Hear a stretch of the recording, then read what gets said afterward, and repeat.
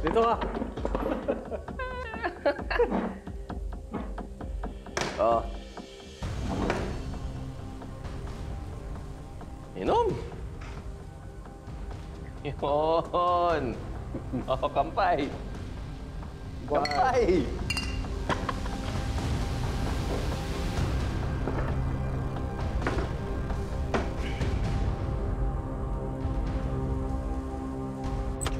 Anak, eat near your food. Han? Hey. Hi, Han. Baby.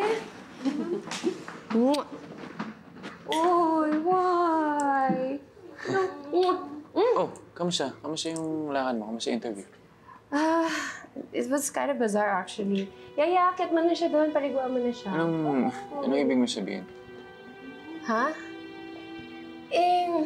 Ewan ko, nung una kasi, akala ko yung may-ari talaga yung mag-i-interview sa akin, yung Hannah Rodriguez. Tapos, ewan ko, kalagitnaan ng conversation namin, bigla naman siya nagmamadaling umalis. Alam mo naman kung paano mga big boss. Swerte ka nang singit ka nila sa schedule nila. Pero ewan ko, parang na-curious kasi siya na nalaman niya na Lozano yung last name ko. May na-mention din siya na may kakilala din daw siya na same. Baka naman coincidence lang yan, Han. Napakaraming Lozano sa Pilipinas. It's very unlikely na may kilala siyang kamag-anak mo.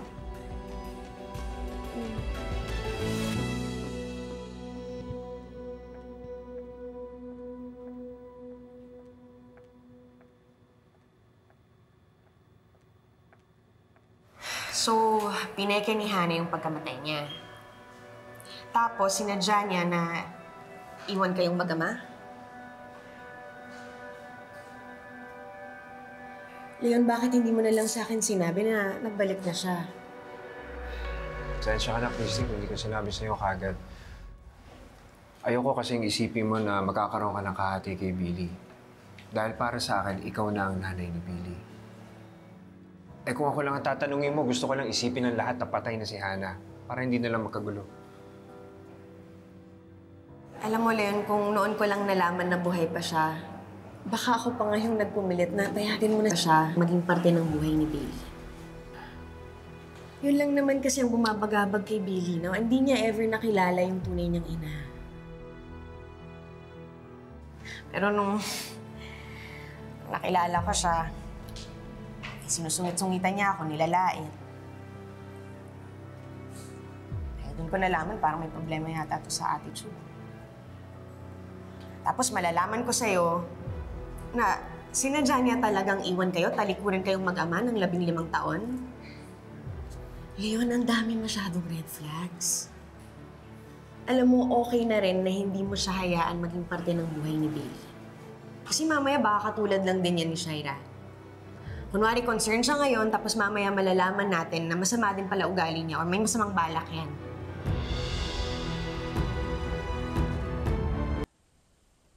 Dan. Pare. Naintindihan mo naman ang sitwasyon ko, di ba? Pinago ka rin ng babaeng mahal mo. Tulungan mo naman ako. Pakawalan mo ako dito. Para makapaghiganti naman ako kay Shaira. O sa babae nang gago sa akin. Gusto ko maghiganti. Sige na. Sige na, pakawalan mo ako dito. Para maka-rest back naman ako.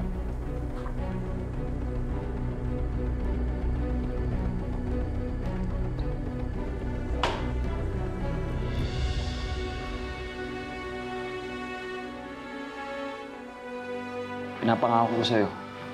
Hindi ko sasabihin sa mga pulis na may kinalaman kayo sa pagdakip sa akin. Wala. Palalabasin ko si Shaira may gawa ng lahat. Siya yung nagpadukot sa akin lahat, pero kayo hindi kayo damay. Tapos bibigyan ko pa kayo ng pera. Kung magkano gusto niyo, kaya ko bigay yan. Sige na, pare. Tulungan mo naman ako.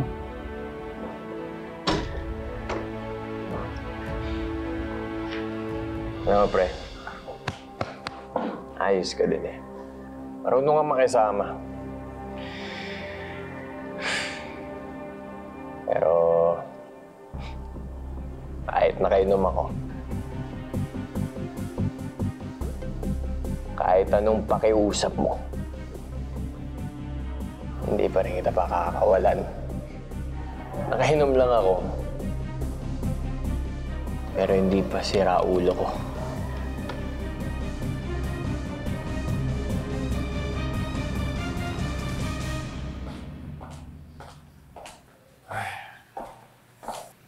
Christy, muna ka na. Kakausapin ko na si Hana.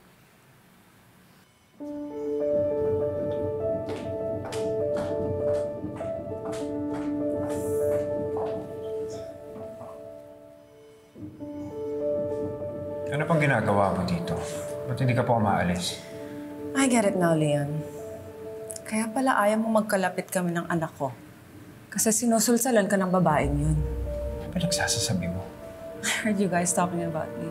And I heard every nasty thing she said. Akala mo ang bait-bait niya. Plastic pala. Dahan-dahan ka sa pananalita mo. Hahanap ka na nga lang ng kapalit ko. Yung masama pa yung ugaling pinili mo.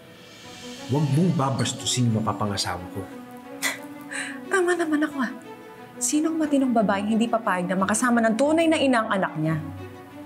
Ikaw nga nagluwal kay Billy. Pero mas naging nanay si Christy kesa sa'yo. Napatunayan niya na mahal niya si Billy. Ikaw, mahal mo ba talaga si Billy? O bumalik ka lang dito para pagaanin yung konsensya mo? Paano ko patutunayan ang sarili ko sa anak ko kung hindi mo ako bibigyan ng chance? Aminado naman ako na nagkamali ako, Leon. I can't bring back the past. I made a mistake. Ang magagawa ko lang ngayon is kung babawi ako sa kanya. I can give her a good future. And I can help with everything that she needs. I can help. I can make her better. But you won't give me a chance. Alam mo,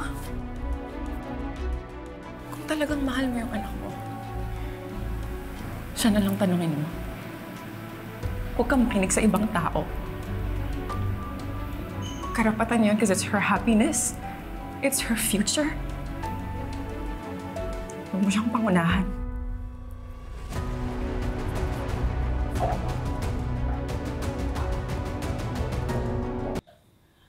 So, paano yan, anak?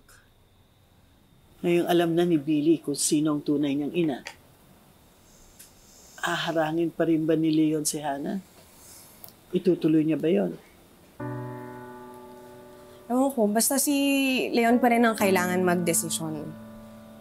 Pero kung akong tatanungin mo, ayoko. Wala, di talaga pasok sa akin yung ugali ng babaeng yun eh. Bakit naman? Could it be na natatakot ka na mawalan ka ng puwang sa puso ni Billy? Lalo na pag nagkaayos sila mag-ina? Ma, hindi naman sa ganun. Ang totoo nga dyan, naiintindihan ko si Hana.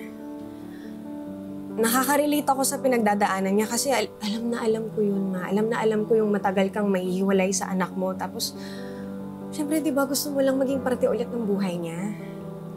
Mga ganun din yung nangyari sa amin ni Tori noon. Eh naman pala. Eh bakit sa reaksyon mo parang tutol ka na magkaayos sila mag-ina? Ewan ko, parang iba kasi talaga yung timpla ng babaeng yun sa akin, May. Pakiramdam ko, hindi niya kayang tratuhin ng matino si Billy. Gusto ko lang protektahan si Billy, Ma, kasi mahal na mahal ko yung bata. Eh paano kung mamaya paasahin niya si Billy tapos sa bandang huli sasaktan niya lang din? Ayoko nun.